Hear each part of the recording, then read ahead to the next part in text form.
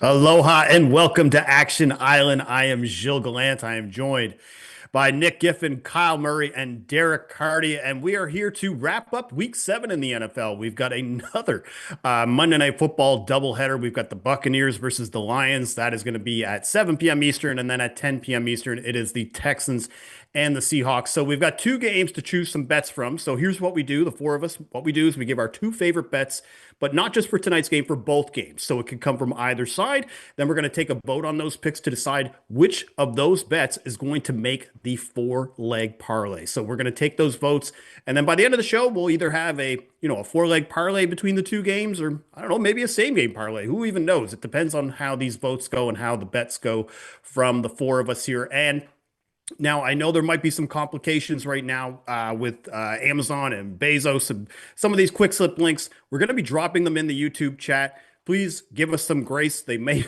I hope they take you directly to the sports book. We've been having some issues throughout the day, but it looks like it is starting to overcome that. So again, if you want to tail any of these bets, the quick slip link will be dropped in the YouTube chat, and that can take you directly to the sports book so you can tail that bet and get the best line and number. So, Kyle, you are up first. You've got two bets, and they're both from separate games. So what are you looking at?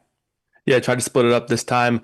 First pick, I'm going to the over in this first game, Tampa Bay and Detroit, over 53 or 53 and a half, depending on where you can find it. I put this in the app last night at 52 and a half, still like it at 53 and a half, but overs have hit in three of the last five games so far for Detroit and each of the last four games for Tampa. So both teams definitely trending towards that over. I think a lot of it is due to injuries on their defense, especially for Detroit. That defense is completely banged up. They're going to be without four of their starting players in the secondary, three due to injury, and then obviously Brian Branch suspended for this game. But so they profile as a wagon for overs right now with an elite offense, averaging over 31 and a half points per game, 43 points per game at home as well. Obviously a little bit, inflated by that massive 50-point game against Chicago a few weeks back, but still an explosive offense with 34 plus points in every game so far this season before that game last week against the Chiefs.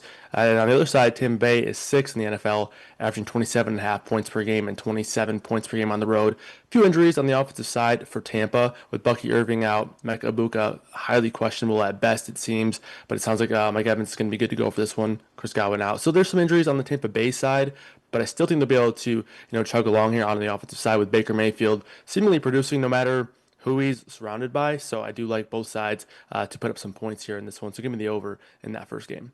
For sure. And there's almost like an implication that the Detroit Lions are going to do the heavy lifting on that front. But we've seen right now from this Tampa offense in any scenario that Baker is going to try to push the ball downfield, and he's getting the most out of some of these even third string wide receivers, right? From a scoring standpoint. So over 53 is Kyle's first bet that he likes from the Buccaneers Lions game. What's your second bet that you like? Yeah, this one might take a little bit of a belief here, but I'm looking at Woody Marks over 48 and a half rushing and receiving yards.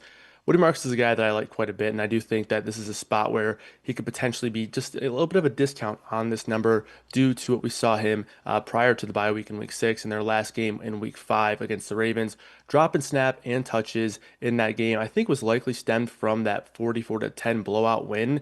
But in that game, still outsnapped Nick Chubb 39% to 34%. So still think he has a good chance to at least lead the backfield here. And obviously, Dameon Pierce played a large portion of that fourth quarter. I don't think he's going to be much of a factor in this game. I would be, not even that surprised if he was inactive for this game. So I do think it's still going to be a pretty even split for Woody Marks and Nick Chubb. But I wouldn't be expecting, the same sort of performance and volume that we saw in week five.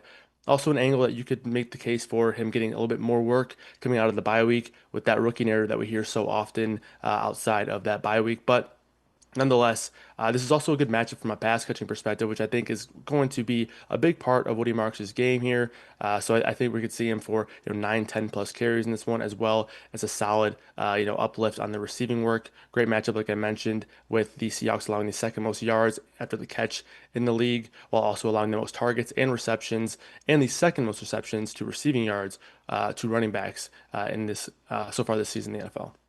Well, I mean, Woody Marks, we've seen him this season have some explosive plays, explosive games. I find it really hard to take a lot out of the last two Texans games because it's not just the game against the Ravens. Even that Titans game was just a pretty much a blowout pretty much Yeah. from halftime, right? So I find with this game probably being a little bit closer, the utilization of Woody Marks should be a little bit more representative of what we could see in this offense. And at 48.5 to get both rushing and receiving, especially given this matchup, very solid look from you, Kyle. So Nick, Carty, we got to take a vote here. Are we going to take the over in Tampa Bay, Detroit, or are we going to take the over on rushing and receiving yards for Woody Marks? So let's take a vote.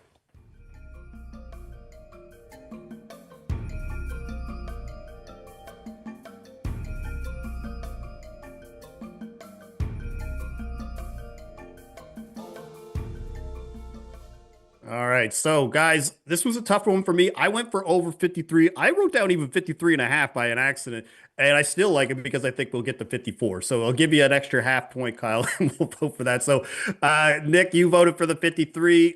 Carty, you're on Woody Marks. Okay. So, apologies. You did get outvoted, but again, that's okay. We're going to take the over 53 in that first game, and that will be the first leg of these four-leg parlay. But now, Derek, it is your turn. You have two bets that you like, and they're, again, both from separate games. So what do you like? I'm looking at first Jaden Higgins under 2.5 receptions at plus 130, the best odds on the board right now at Hard Rock, I believe. The Blitz is projecting 2.3 receptions and about a 59% chance that this hits. So it's better than a coin flip that we're getting at plus money. So this one looks really good to me. The line and the market kind of seem to be assuming that Higgins is going to follow that, rookie out of the bye narrative that Kyle mentioned. He's going to have a bigger role out of the bye, but I'm not sure that's really going to be the case.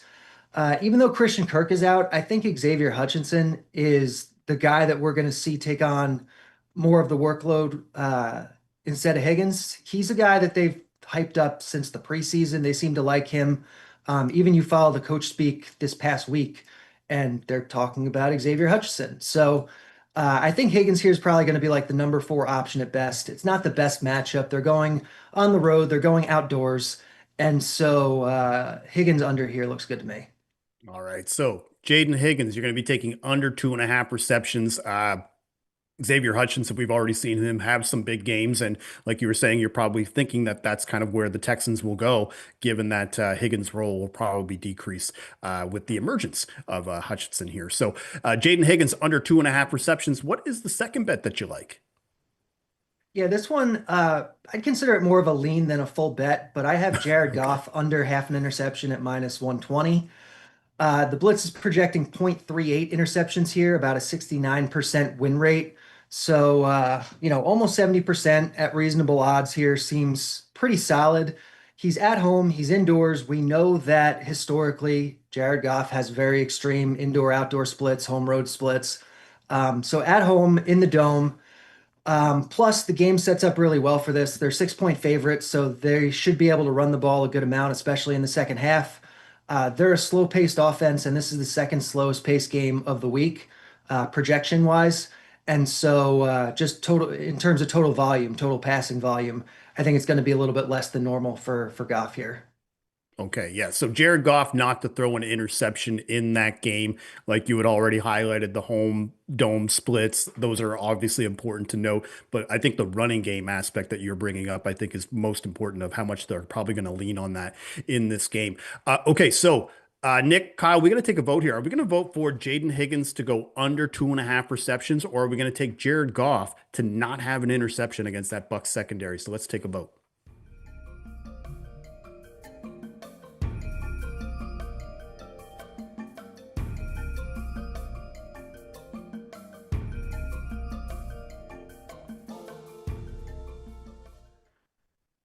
All right, guys, I just couldn't get there on the Jared Goff interception, and so I went with Higgins. What are we doing? All right, it's a clean sweep of Higgins. Okay, all right, I don't feel as bad about that, Derek. So that is going to be the second leg of the parlay. Jaden Higgins under 2.5 receptions, seeing that at plus odds right now, and we dress drop the quick slip link in the YouTube chat. So if you want to tail those bets, either one of them, that will take you directly to the sports book. All right, Nick, you are going to be up next. But first up, before we get to Nick, if you want access to all of Action Pro projections, make sure to sign up for an annual subscription to Action Pro. Access includes exclusive player prop picks from Sean Kerner and other members of the Action Analytics team, along with their anytime touchdown projections. You also get access to the best spread, money line, and total bets, along with real ticket and money percentages. To sign up, visit actionnetwork.com/pro today. Use code ISLAND20 at sign up. One more time, ISLAND20 at sign up, and you can get $20 off. All right, Nick, Dr. Nick Giffen, the master, the creator of the luck rankings. You know the question I'm going to ask you, Nick. Is there a luck game tonight? There is the first of the two Yes. games we have as a luck game, and this one is a luck-based side with the favored Detroit Lions as the unlucky team here. So we're in a spot where we have a favored unlucky team. I know people always think the luck rankings are just picking really bad teams that have been losing a whole bunch, but nope, not the case here. So the Lions are the unlucky team. As I said, the luck score of this game is 1.98, which is almost two standard deviations above a zero luck game, which gives us a B grade and a 58.2% luck-based cover percentage. Unlucky teams in our database are 150, 104, and 7. That's 59.1% against the closing spread. So if you got the Lions minus 4.5 earlier this week, you did really well. But we grade against the closing, the hardest, lines to beat, and still 59.1% if they have a D grade or better, including 10-5 this season, although 0-2 this week, which is 67%. And if we remove the degraded ones, we go C grade or above, 107, 70, and 4 against the closing spread. That's 60.5%, as well as if we just strictly look at B grades, which this is 39, 26, and 2, exactly at 60%. So the Lions here definitely fit a lot of the luck trends. And of course, Tampa Bay is banged up everywhere. They're banged up at wide receiver. And even if, Evans and Ibuka play, they're both probably not completely fully healthy. Their offensive line, as we know from the start of the year, has been banged up. They're working with a couple of backup offensive linemen, and they even have some injuries on defense. So Lions -6 is the luck play here. I'm glad that you brought up about the luck rankings of the perception of it, that it's not just like, let's take the biggest underdog of the week. Like, there Jets is every like, week, right? yeah, exactly. Right. So Lions -6. We're going to be looking at that as the first play from Nick. Now, Nick, we have a luck rankings play. I'm not sure if there's a second one, but you do have a bet for this Texans Seahawks game. What do you like? Yeah, we're going to go to a player prop. I tracked this in the Action app earlier at +125. I think the best odds are still +124. So, I moved the market a whole 1 cent. I'm just kidding. But it's Nick Chubb. So my namesake here, Nick, going over 1.5 receptions. And I think this is a very clear dichotomy where Nick Chubb gets targets versus when he doesn't. When the opponent plays too high safety at a top 10 rate versus when they play too high safety at a bottom 10 rate, he's only played teams either top 10 or bottom 10 so far. 3 games against the top 10 rate, he has had 2.67 targets per game and 2.33 receptions per game. But against bottom 10 rate teams, he's had 1 target and no receptions per game. Well, he's facing a top 5 high in Seattle here, not just a top 10 high. So this fits the area where he would get a lot more targets. And CJ Stroud, his quarterback, checks down versus too high safety at a very high rate, 11.8% versus too high instead of just over 3% versus single high. And that follows the same trends that he did last year as well. Nick Chubb himself is one of 2 Houston players to have a significant increase in target rate versus too high safety, the other being Dalton Schultz. He has a 31% target per route run rate versus 2 high safety looks versus 19% target per route run versus single high safety looks. And then Seattle, they also blitz at the lowest rate in the NFL. CJ Stroud, again, checks down more when not facing a blitz, nearly a 3-fold reduction, 7.5% versus no blitz, or I should say 300% increase, 200% increase, triple, versus 2.5% when there is a blitz. And so this is just a spot where he's going to be checking down versus these 2 high zone shells that Seattle loves to play, especially cover 4 and 6. They're not even playing cover 2 as much, where you got 5 guys underneath. So this is really a spot where you can target running backs against Seattle. Seattle, as you know, Kyle mentioned with the Woody Marks stuff, second highest target share to running backs and the highest reception share allowed to running backs. I even laddered this at 3+. I love this. I know the snap share is going to be around 50-50, but I mean, it was around 50-50 in week 3. It was around 50-50 in week 4. And those were two high shells. And Nick Chubb went over on both of those as well. So I like over 1.5 receptions with even a little bit of a ladder here. Man, tough choice here. All right, we gotta choose here. Are we gonna take a luck rankings pick, which again is always usually a very sound pick, or are we gonna take Nick's official pick, like the one he tracked in the action app with Nick Chubb over 1.5 receptions? All right, innuendo all around. Let's take a vote. Derek, Kyle, let's take a vote.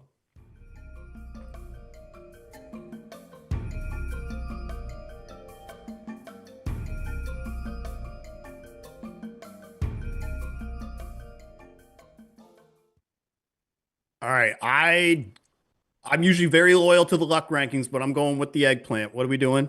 I took eggplant. What do we got? Lions, Chubb. All right. All right. So 2 votes for Chubb. We did end up missing the opportunity on a Woody Chubb parlay here. I just wanted to at least mention that. Kyle, you voted for the Lions. I guess the question I wanted to ask is because you had the Woody Marks pick. Is it just as simply because you have more faith in the Woody Marks angle, or is it because you're thinking the Lions are really just going to go to town and win by 7+?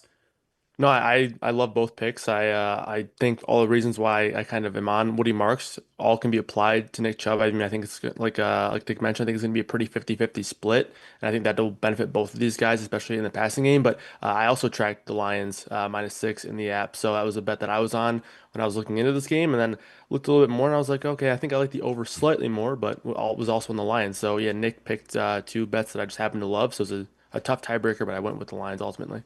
For sure. Okay, so now the third leg of the parlay is going to be Nick Chubb over 1.5 receptions, and that is paired with Jaden Higgins under 2.5 receptions, along with the over 53 in this Lions Buccaneers game. All right, I've got 2 touchdown bets, but guys, like I didn't really love any of the touchdown props in this Lions Bucks game. Most of the guys at the top are pretty steamed, so both of my touchdown props are coming from this Texans Seahawks game. And the first one is going to be Dalton Schultz. I went with Dalton Schultz. No touchdowns yet this year, but again, for me, he's been getting consistent targets each week. He's gotten at least 5 targets in 4 of 5 games, and he's running the second most routes on the Texans behind wide receiver Nico Collins.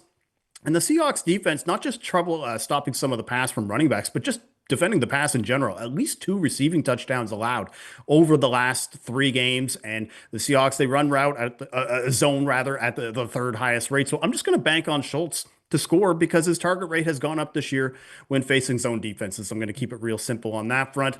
On the Seahawks side, I'm going to stay with the tight end, going with A.J. Barner. 4 touchdowns already this year, leads the Seahawks with 5 red zone targets. He's also running the 3rd most routes of any Seahawk behind JSN and Cooper Kupp. Texans secondary been very tough on the outside. I don't want to target any of these outside wide receivers. Only 2 touchdowns allowed to the position. And so I think the Seahawks team, especially with the way that they lead with the run, if they can't get it done in the red zone, I expect Barner to see more looks and get another touchdown this year. So we're going to have to choose, guys. Are we going to take A.J. Barner for an anytime touchdown or Dalton Schultz for an anytime touchdown to round out this parlay? So guys, let's take a vote.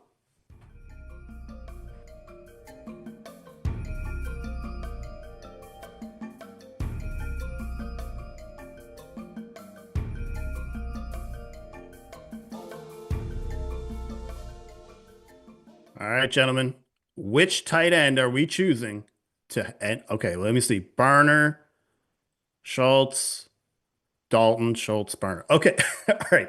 All right, Dalton Schultz is going to be the touchdown scorer that we're going to add to this to round out this parlay. But Derek, what were you thinking with A.J. Barner? Because I like A.J. Barner as well, and I'm just wondering, like, is it just simply because Schultz's target rate goes down? What are you thinking with Barner instead?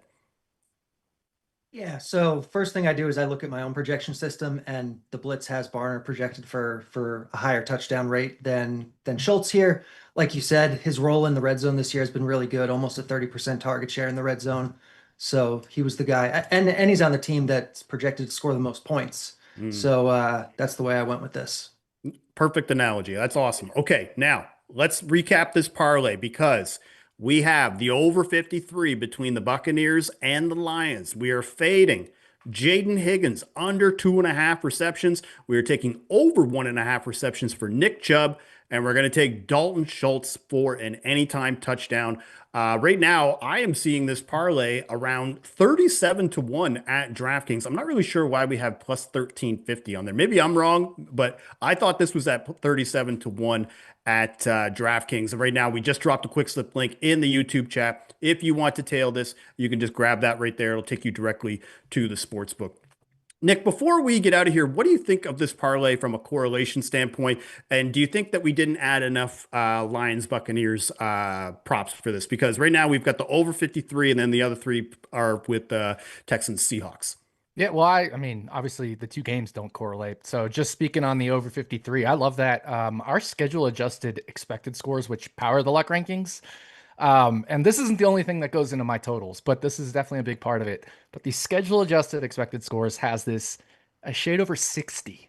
That's crazy. Now, it's not going to be that. There's other things that bring that down, like over possession and stuff like that. But you get the idea. I really like the over here. Now, going to the other game, I think this is a spot where Houston may have to pass a bunch. You know, they're underdogs. They're going up against a Seattle team that likes to play a lot of zone and these two high shells. And like I said, Chubb and Dalton Schultz are the two that really increase in target rate versus two high shells. So we got those two guys. And what that's going to do is take away from Higgins here to, get a bunch of receptions. So there's correlation there.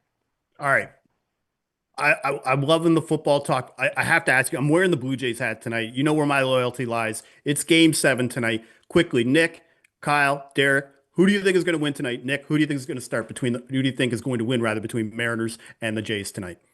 Well, considering I haven't watched a Major League Baseball game since maybe 2006, I'm just going to go with the Mariners because I have some Seattle connections. Okay. Kyle, what do you think? Yeah, unfortunately, I'm also going to back the Mariners. I was on the Payoff Pitch podcast this morning with Sean Zarillo, and he certainly convinced me of the Mariners. So please forgive me, but I'm going with Seattle here. He also said that there was value on an implied sweep by the Seahawks. That's all, or the Mariners rather. So I'll just say that right now. Just Yeah. not that I disagree. Zarilla is awesome. I remember after 0-2, I was like, please no sweep. Derek, before we get out of here, who do you got? It's Mariners for me too. They're a small underdog in the market right now, and I have them priced as a small favorite, so I will take the Mariners. Well, you guys are clearly my enemies today. All right. Well, but for today, tomorrow we'll move on to the next one. All right. That's all for us. I want to thank you for watching Action Island for Monday Night Football. We're going to be back here on the island on Thursday. We're going to kick off week 8 with a pretty sweet matchup. Minnesota Vikings versus the Los Angeles Chargers. We'll build another same game parlay for that game. So on behalf of Nick Giffen, Derek Carty, Kyle Murray, I'm Gilles Gallant. Aloha and bon chance.